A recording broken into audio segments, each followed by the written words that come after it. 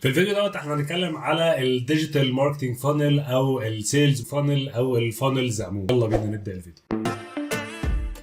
اول حاجه، يعني ايه فانل او ايه مفهوم الفانل دوت؟ الفانل بكل بساطه هو القمع. ايوه، هو زي اللي انتوا شايفينه هنا ده. فالقمع بيكون واسع جدا من فوق، بيبدا اللي هو يضيق لحد لما بيكون اخر جزء فيه اضيق حته فيه. طب القمع دوت بيمثل ايه؟ هو بكل بساطه هو بيمثل الجيرني او الخطوات او الرحله اللي الناس بتاخدها من ساعه لما بتشوف الاعلان بتاعك لحد لما تشتري او تحقق الهدف بتاعك. فطبيعي جدا ان القمع دوت يكون واسع جدا من فوق وضيق جدا من تحت. فخلينا ناخد مثال مع بعض. القمع بتاع امازون مثلا، القمع بتاع امازون هو بيكون واسع جدا من فوق. طب الجزء الواسع جدا من فوق ده بيمثل كل الناس اللي شافت الاعلان بتاع امازون عن طريق الانترنت. بعدين اللي داس على الاعلان بيكون اقل، بعدين اللي داس اضف الى سله او اد تو كارت بيكون اقل، بعدين اللي ملى البيانات بتاعته او اشترى فعليا بيكون اقل واقل. ففي كل خطوه في ناس بتقع او في ناس بتقل او ناس بتغير رايها. ففي اخر القمعه هو بيمثل الناس اللي اشترت فعليا من امازون او حققت الهدف بتاع امازون. اي حد عامه بيعمل اعلانات هو كده كده هو عنده فانل، حتى لو هو مش عارفه او مش مركز فيه او مش متابعه. فاسال نفسك وتخيل العملاء بتوعي ايه الخطوات اللي هم بيمروا بيها لحد لما بيشتروا. خلينا بقى في القسم الثاني، ايه هي اهميه الفانل. خلينا اقول لك مشكلتين الفانل بيساعد بشكل اساسي او بشكل كبير في حلهم. اول مشكله ان انت عامل كامبين او عامل حمله اعلانيه على الانترنت، والحمله دي بتفشل وانت مش عارف تحدد السبب، فبتبدا ان انت تتخيل السبب دوت، والتخيل دوت بيسبب مشاكل تانية كتير لان غالبا انت بتبعد عن المشكله الاساسيه. الفانل بقى بيخليك تحط ايدك بالظبط على المشكله فين علشان تقدر تحلها. فانا عايزك تتخيل كميه الوقت والمجهود والفلوس اللي الفانل ممكن يوفرها عليك لما تستخدم الفانل او تفهم الفانل بتاعك. تاني فايده انك تبيع اكتر او تحقق الهدف بتاع الكامبين بتاعتك بشكل اكبر بكتير من غير ما تدفع فلوس زياده او تقول ان الكامبين مش شغاله او المنتج مش شغال او تفترض اسباب. فالفانل بيساعدك ان انت توبتمايز او ان انت تبيع اكتر وتحقق الهدف بتاعك بشكل اكبر من نفس عدد الزوار بتوع الويب سايت بتاعك او نفس عدد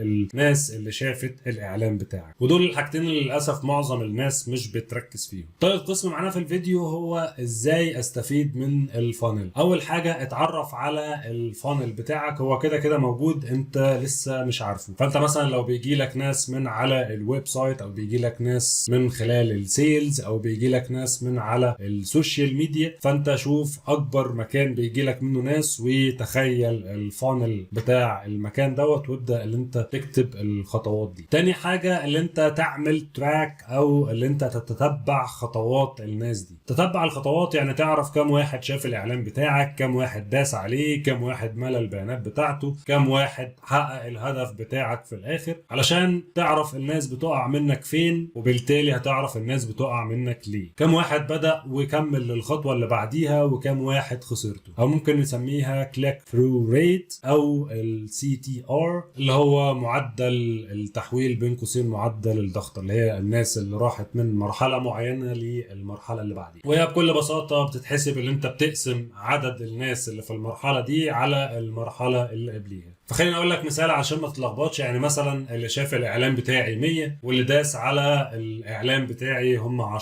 فهنا السي تي ار او الكليك ثرو ريت هو 10%. فبحسب الناس اللي عدت من خطوة معينة للخطوة اللي بعديها، فده بيخليك تعرف الناس هي بتقع منك فين بالظبط وتحدد المكان دوت علشان تقدر ان انت تعرف تحل المشكلة بتاعتك اللي هي بيقع منك ليه. فما تقدرش تلف حوالين نفسك او ان انت تتخيل اسباب معينة هو يكون فشل الكامبين بتاعتك. طيب بين اول مرحلة واخر مرحلة اللي هو اللي حقق الهدف بتاعك دي بيسموها معدل التحويل او الكونفرجن ريت، دوت اللي هو عدد الناس اللي حققت الهدف بتاعك في الاخر بقسمه على عدد الناس اللي شافت الاعلان في الاول خالص. طيب تعرف منين معدل التحويل دوت كويس او طبيعي او اقل من الطبيعي؟ ببساطه من الحملات الاعلانيه الفلانيه اللي انت عملتها قبل كده. او لو انت لسه بتبدا، انت ممكن تخش على جوجل وتكتب معدل التحويل بتاع الاعلانات على الفيسبوك للمنتج بتاعك وتشوف هو طبيعي او اقل من الطبيعي. هو طبعا مش هيكون اكيوريت بالظبط، بس هيديك على الاقل رقم تقدر ان انت تبص عليه علشان تشوف هل انت بعيد قوي ولا انت تمام ولا انت ايه. طب ايه الحاجات اللي انا اقدر اقيس بيها؟ عندك